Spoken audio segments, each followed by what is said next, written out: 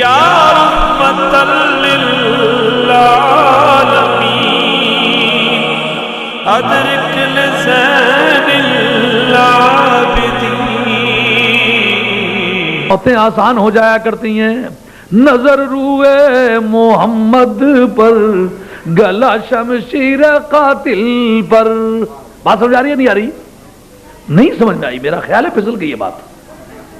اور محبت ایسی مشکل کشا چیز ہے، موتوں کو آسان کر دیتی ہے، مصیبتوں کی مشکل کشائی کرتی ہے، دکھوں کو سکھوں میں تبدیل کر دیتی ہے. دکھ دکھ نہیں رہتے، بیماری بیماری نہیں رہتی، موت موت نہیں رہتی، آفت آفت نہیں رہتی. بات سمجھ آئی؟ شاید اس کے باور کرنے میں آپ کو دقت ہو رہی ہے. آئیے قرآن عظیم کے درودی شہادت پیش کرتا ہوں جو یہ واضح کر دے. مصیبت اپنی جگہ مصیبت صحیح، مگر اس کے لیے مصیبت مصیبت کے معنی سے عاری ہو جاتی ہے جس کو محبت آ کے دامنگیر ہو جائے.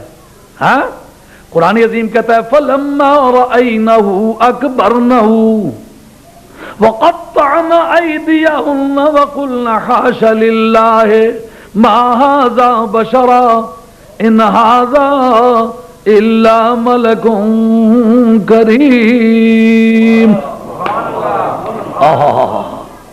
قرآن کہتا ہے کہ زنان مصر جو اپنی فطرت نسوانی میں عورتیں واقع ہوئی ہیں تو عورت کانٹے کی چبن کو نہ سہ سکے صنف نازک ہونے کی وجہ سے، فوراً فریاد کا کلمہ زبان پہ آ جائے تو مجھے وہ طاقت بتاؤ جب محلات مصر میں عزیز مصر کے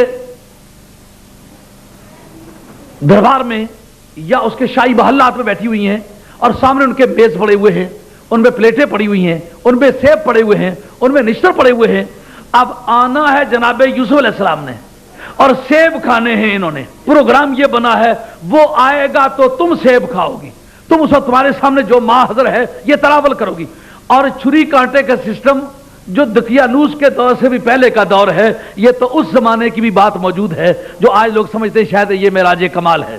یہ دقیانوسی دور کی یادگاریں ہیں، یہ کوئی ترقی یافتہ قوموں کی یادگاریں نہیں ہیں جس کو چوری کانٹا سمجھتے ہو اور سمجھتے ہو بہت ترقی یافتہ قوموں کا یہ شعار بن گیا ہے. نہیں، یہ ترقی یافتہ قوموں کی علامت نہیں، یہ بڑے پرانے دقیانوسی دور کے جو لوگ ہیں یہ ان کی یادگاریں.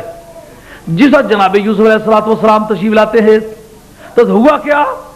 وہ زنان مصر جو کانٹے کی چوٹ نہ سہ سکیں، اب ہوا کیا؟ حسن نے جب انہیں اٹریکٹ کیا، محبت پیدا ہوئی نا. محبت کی تخلیق ہونا تھی کہ اب وہ نشتر خود ان کے بدنوں پر چلے.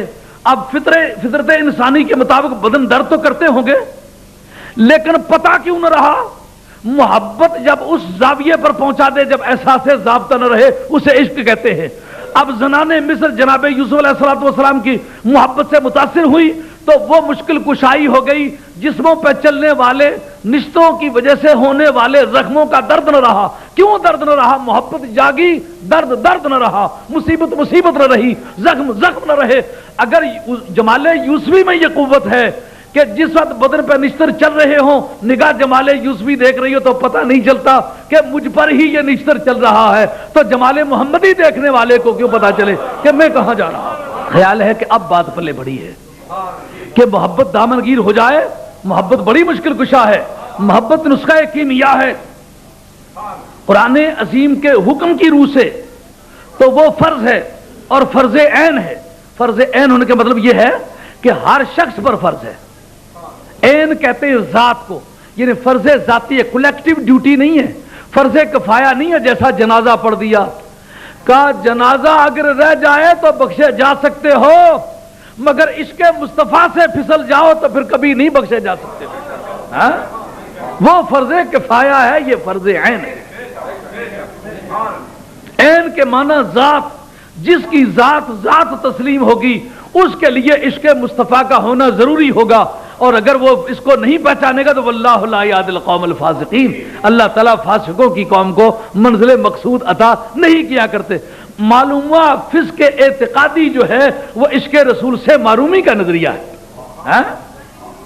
کیسی خوبصورت بات ہے. یہ تو نہیں کہا کہ جو نماز نہیں پڑھتے ان کو منزل مقصود نہیں ملتی.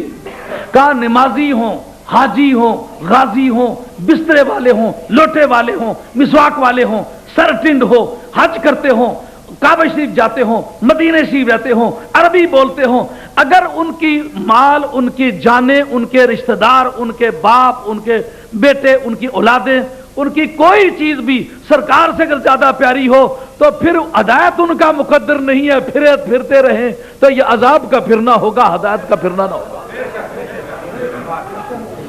بات سمجھ آئی؟ یہ تو آیت کا لفظی ترجمہ اور اس کا سرسری مفہوم جو میری حقیر سمجھ میں تھا میں نے عرض کیا، اس کا شان نزول سمجھو۔ محبوس الظالمین فی الموکب والمزدحم